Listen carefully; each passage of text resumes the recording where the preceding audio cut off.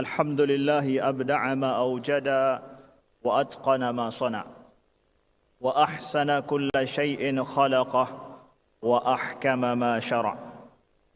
أشهد أن لا إله إلا الله وحده لا شريك له وأشهد أن محمدا عبده ورسوله ومصطفاه وخليله. صلوا على رسول الله المبعوث رحمة مهدة للعالمين كافة. فقد قال تعالى: إن الله وملائكته يصلون على النبي يا أيها الذين آمنوا صلوا عليه وسلموا تسليما. اللهم صل وسلم وبارك على سيدنا محمد وعلى آله وصحبه ذوي الفضل والتقى والورع والتابعين ومن تبعهم بإحسان إلى يوم الدين. عباد الله، اتقوا الله وكونوا من المحسنين. فقد قال عز وجل في محكم تنزيله: إن الله مع الذين اتقوا والذين هم محسنون. وقال تعالى: إن رحمة الله قريب من المحسنين. وقال تعالى: وسنزيد المحسنين. وقال تعالى: إن الله لا يضيع أجر المحسنين. وقال: وبشر المحسنين. يا أيها الذين آمنوا اتقوا الله حق تقاته ولا تموتن إلا وأنتم مسلمون. واعتصموا بحبل الله جميعا ولا تفرقوا. واذكروا نعمة الله عليكم إذ كنتم أعداء فألف بين قلوبكم فأصبحتم بنعمته إخوانا وكنتم على شفا حفرة من النار فأنقذكم منها كذلك يبين الله لكم آياته لعلكم تهتدون. Saudaraku seiman dan seakidah, sebangsa dan setanah air, ketahanan nasional adalah kondisi dinamis bangsa yang berisikan keuletan dan ketangguhan dalam menghadapi serta mengatasi segala bentuk ancaman dan gangguan serta hambatan dari dalam dan di luar negeri. Nah, saudaraku, yang menjadi pertanyaan adalah bagaimana iman, akidah daripada bangsa ini itu memberikan pengaruh terhadap ketahanan nasional kita. Pertama, kita akan melihat bagaimana fungsi daripada akidah pada pribadi seorang muslim. Saudaraku yang dirindukan oleh Rasulullah sallallahu alaihi wasallam, kalau seandainya kita berjumpa dengan seseorang yang tidak kita kenal, maka kita tidak tahu bagaimana harus bersikap dan memperlakukannya. Tapi pada saat dia menyatakan bahwa dirinya seorang muslim, dalam kondisi ini kita mengetahui dia seorang muslim, menganut agama Islam, berarti dia termasuk dan berafiliasi bersaudara dengan jutaan manusia yang lain, jutaan dengan muslimin yang lain, bahkan miliaran dengan muslimin yang lain. Ketika seseorang mengaku bahwa dirinya seorang muslim, maka dari sini, saudaraku yang dimuliakan Allah, dia jelas pola pikirnya, dia jelas pola tindakannya, dan dia jelas pola hidupnya. Karena seorang muslim tidak bisa sembarangan apabila dia memiliki iman, memiliki akidah. Keimanan dan akidahnya itu sudah menyejarah, sudah diuji dalam sejarah kebenarannya, sudah diuji dalam sejarah imannya. Seorang muslim itu adalah menunjukkan pada sesuatu yang maha agung dan sesuatu yang sempurna sekali. Maka ketika saya berjumpa dengan seorang yang tidak saya kenal, saya tahu bahwa dia seorang muslim, dia mengaku diri seorang muslim, maka dengan demikian saya merasa tenang bahwa ini memiliki pola pikir, pola tindakan dan yang jelas dalam hidupnya. Dia memiliki keimanan dan di mana dia akan tunduk kepada kekuatan yang super agung, itulah Allah Subhanahu wa taala. Maka setiap keyakinan seseorang belum tentu langsung dijadikan sebagai akidah kecuali pada saat keyakinan tersebut sudah melandasi tindakan seseorang. Makanya dalam bahasa Arab, akidah dikatakan akidah itu daripada sirah fa'ilah yang bermakna adalah sesuatu yang amat sangat terikat, kuat. Maka seorang Muslim adalah seseorang yang memiliki ikatan kuat dengan keyakinannya yang tidak mungkin terlepas. Nah, keyakinan yang kuat yang tidak akan terlepas, saudaraku yang dimuliakan Allah, inilah yang disebut dengan akidah. Keyakinan terhadap apa? Terhadap Allah Maha Kuasa, Maha Agung yang merajai segalanya. Oleh sebab itu, akidah itu sendiri adalah merupakan iman di dalam terminologi Islam. Iman adalah pembenaran terhadap sesuatu yang agung, pembenaran terhadap segala yang dibawakan oleh Nabi kita Muhammad sallallahu alaihi wasallam. Kita membenarkan tanpa ada keraguan sedikit pun. Itulah iman. Pada saat seseorang sampai keyakinannya ke tahap aman. Iman menunjukkan pada keamanan, aman dari sisi bahawa seseorang tidak ada ragu sama sekali sedikit pun. Nah, saudaraku yang dimuliakan Allah, sesungguhnya orang-orang yang memiliki akidah, memiliki iman adalah orang-orang yang memiliki kedamaian dan ketentraman dalam hidupnya dengan keyakinan yang dia miliki. Selanjutnya, saudaraku yang dimuliakan Allah, atas dasar keimanan ini, atas dasar keyakinan akidah yang kuat, mengakar, kokoh, tanpa ada keraguan dalam diri pribadi seseorang Muslim, dari sinilah muncul selanjutnya apa yang diistilahkan dengan pengorbanan. Pengorbanan adalah sebuah usaha yang dilakukan oleh manusia atas dasar keyakinan terhadap sesuatu yang agung dan luar biasa. Makanya apa saja tindakan seseorang, kalau sifatnya atas dasar sesuatu yang agung dan mulia, maka tindakan ini akan sangat dihargai betapapun kadang hasilnya tidak sesuai yang diharapkan. Seseorang yang tidak memiliki keyakinan, maka dia tidak akan mampu untuk berkorban dalam hidupnya. Kita lihat, saudaraku yang dimuliakan Allah, sesungguhnya para pahlawan kita terdahulu, mereka berhasil untuk menjaga bumi, menjaga negeri ini daripada segala ancaman dari luar penjajahan masa dulu. Atas dasar apa? Atas dasar adanya pengorbanan terhadap sesuatu yang mulia dan agung. Apa maslahatnya? Apa kepentingannya bagi Tengku Cik Ditiro misalkan dari Aceh, Cut Nyak Din juga, Cut Mutia berkorban dengan jiwa kepahlawanan terhadap negeri ini, terhadap negara, dalam mengusir segala bentuk ancaman dari luar. Kalau jika kita katakan pada kepentingan pribadi, maka kepentingan pribadi lebih baik bagi mereka adalah bekerja sama dengan penjajah untuk menghasilkan, untuk mendapatkan kepentingan pribadi. Tapi tidak. Tengku Cik Ditiro 2 tahun melalui perjuangan. Pada saat itu Belanda langsung meminta berdamai dengan Tengku Cik Ditiro. Tapi Tengku Cik Ditiro membuat sebuah persyaratan bahawa boleh berdamai pada saat kalau seandainya tuan-tuan ikut kepada keyakinan kami. Tuan-tuan tunduk di bawah keyakinan yang kami yakini dan bersaudara dengan kami. Sesungguhnya akidah itu membentuk seseorang memiliki jiwa pengorbanan, jiwa kepahlawanan. Karena apa? Ada keagungan di sana yang diharapkan.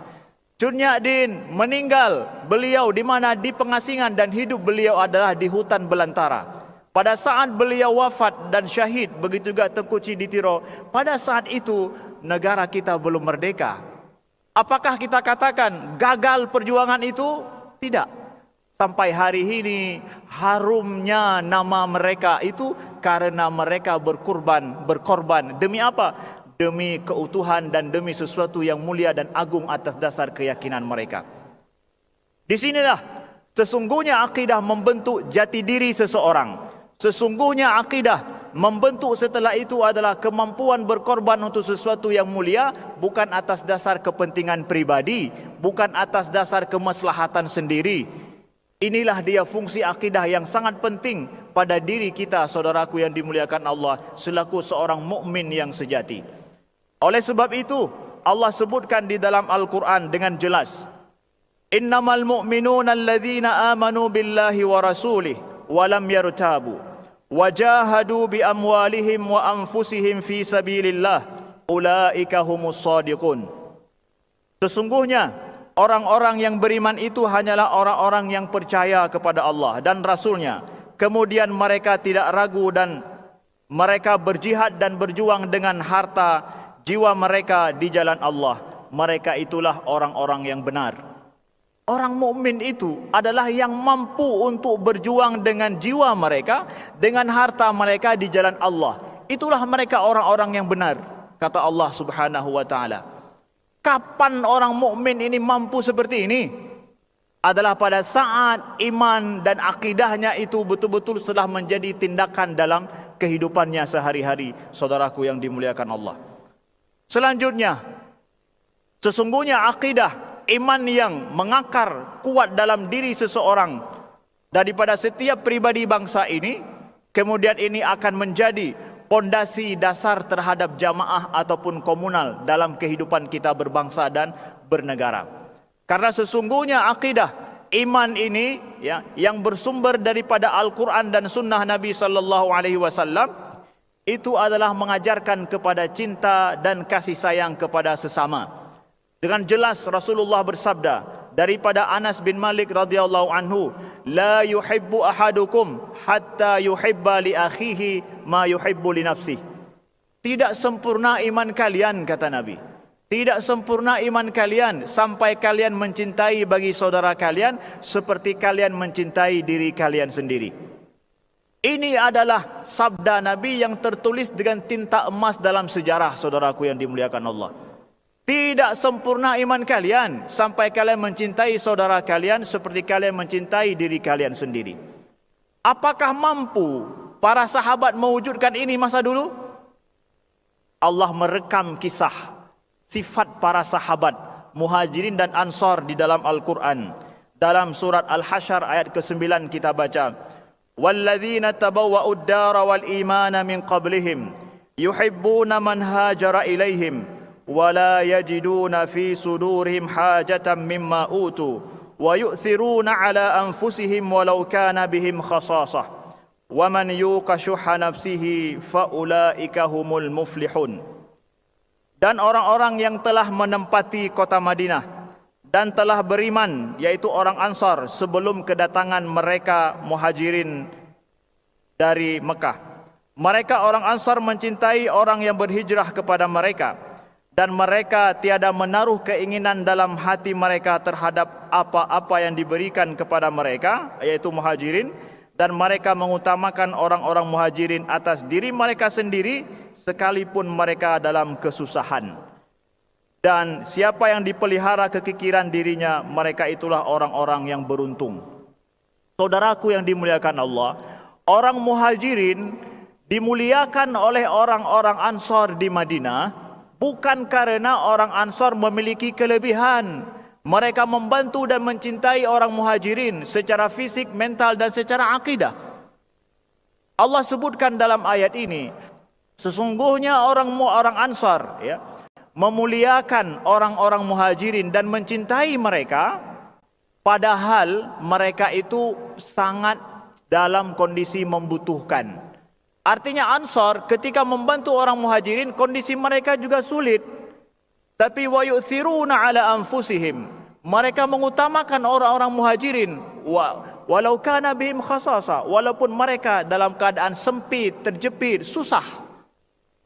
Tapi di akhir ayat Allah katakan, ulaika faulaika humul muflihun, mereka itulah orang-orang yang beruntung. Maaf, khatib ingin berikan sebuah perbandingan dengan kita. Kalau seandainya dengan logika kita hari ini mengutamakan orang lain daripada diri sendiri, padahal diri sendiri sulit dan susah, apa untungnya? Di mana untungnya? Itu enggak logis sekali, enggak logis. Tetapi ini ayat bicara masalah iman. Orang Ansor yang mampu melakukan demikian, mengutamakan orang lain daripada diri mereka padahal mereka butuh, Allah katakan itulah orang-orang yang beruntung. Ini logika iman, saudaraku yang dimuliakan Allah. Kita enggak bertahan hidup dengan logika kepentingan maslahat pribadi. Kita bertahan hidup adalah dan damai dalam hidup kita bersama sebangsa setanah air itu dengan memakai logika iman, akidah. Semuanya tidak bisa dikembalikan dengan angka matematis. Kepahlawanan itu tidak bisa dikembalikan kepada angka matematis, untung rugi, tidak. Tapi keyakinan yang mendasar atas dasar iman, sesuatu yang agung dan mulia tidak bisa dibeli, saudaraku yang dimuliakan Allah. Maka di akhir daripada khutbah yang singkat ini, kita lihat bagaimana Imam Al-Qurtubi menjelaskan dalam ayat ini, bagaimana orang Ansar memprioritaskan orang Muhajirin padahal mereka serba kesulitan. Itu tak lain, kata Imam Al-Qurtubi, adalah quwwatul yakin, karena kekuatan keyakinan iman mereka dan rasa cinta yang kuat serta kesabaran atas kepayahan. Saudaraku, kita sedang dilanda kepayahan dan kesusahan di negeri ini. Kita tidak bisa memakai logika hidup berbangsa atas nama kepentingan dan maslahat pribadi, tidak bisa. Tetapi atas dasar apa? Kesabaran atas kepayahan, kesulitan yang kita hadapi. Inilah kemudian nantinya yang menjadikan cinta kasih kita. Kemudian juga yang menjadikan hubungan sebangsa dan setanah air ini terus kuat. Inilah yang menjadikan kita bertahan dengan damai di dalam negeri yang kita cintai ini. Maka dari sini, saudaraku yang dimuliakan Allah, para ahli, para tokoh telah menyebutkan, sesungguhnya ketika bangsa dan umat di dalam sebuah negeri memegang kuat terhadap keyakinan mereka, maka sesungguhnya ini akan memberikan dampak yang besar terhadap politik suatu bangsa. Filsuf Muslim Muhammad Iqbal menegaskan, beragama pada tahap awalnya adalah bentuk sistem yang semua pribadi umat wajib tunduk padanya secara mutlak. Hal ini memberikan hasil yang sangat besar dalam sejarah sosial dan politik suatu bangsa.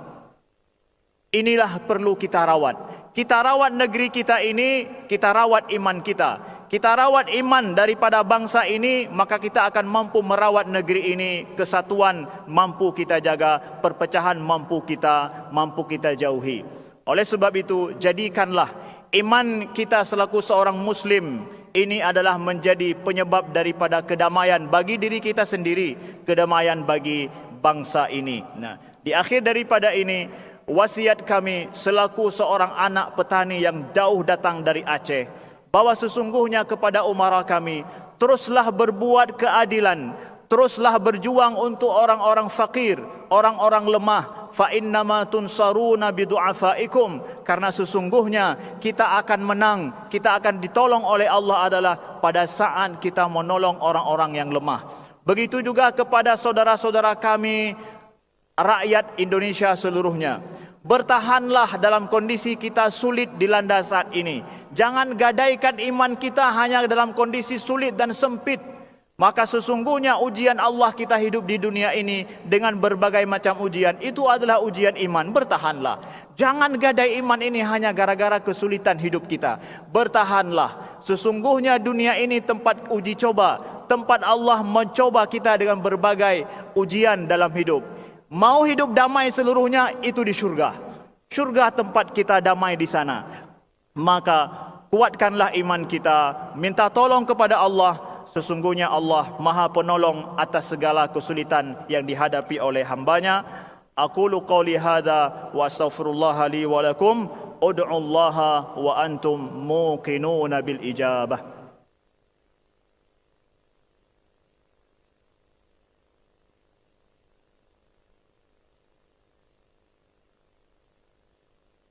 Alhamdulillah, nahmaduhu wa nasta'inuhu wa nastaghfiruhu wa nastahdihi wa na'udzu billahi min shururi anfusina wa min sayyiati a'malina. May yahdihillahu fala mudilla lahu wa may yudlil fala hadiyalah. Asyhadu an la ilaha illallah wahdahu la syarika lah ta'ziman li sya'nihi wa asyhadu anna Muhammadan abduhu wa rasuluhu wa khaliluhu. اللهم صل وسلم وبارك على سيدنا محمد وعلى آله ومن اهتدى بهديه إلى يوم الدين وسلم تسليما كثيرا. يا أيها الذين آمنوا اتقوا الله حق تقاته ولا تموتن إلا وأنتم مسلمون. يا أيها الذين آمنوا اتقوا الله وقولوا قولا سديدا يصلح لكم أعمالكم ويغفر لكم ذنوبكم ومن يطع الله ورسوله فقد فاز فوزا عظيما. اللهم حبب إلينا الإيمان وزينه في قلوبنا وكره إلينا الكفر والفسوق والعصيان واجعلنا من الراشدين. اللهم اغفر للمؤمنين والمؤمنات والمسلمين والمسلمات الأحياء منهم والأموات إنك سميع قريب مجيب الدعوات. اللهم اشف مرضانا ومرضى المسلمين وارحم موتانا وموتى المسلمين برحمتك يا أرحم الراحمين. اللهم اصلح ولاة أمورنا ووفقهم لما تحب وترضى. اللهم اصلح ولاة أمورنا ووفقهم لما تحب وترضى. اللهم اجعل هذا بلدا آمنا سخاء رخاء دار عز وأمان. اللهم ادفع عنا البلاء والوباء والفحشاء والشدائد والفتن والمحن ما ظهر منها وما بطن عن بلدنا إندونيسيا خاصة وسائر بلدان يا رب العالمين. اللهم توفنا مسلمين وأحينا مسلمين والحقنا بالصالحين غير خزايا ولا مفتونين. ربنا آتنا في الدنيا حسنة وفي الآخرة حسنة وقنا عذاب النار. سبحان ربك رب العزة عما يصفون وسلام على المرسلين والحمد لله رب العالمين. وقوموا إلى صلاتكم يرحمكم الله.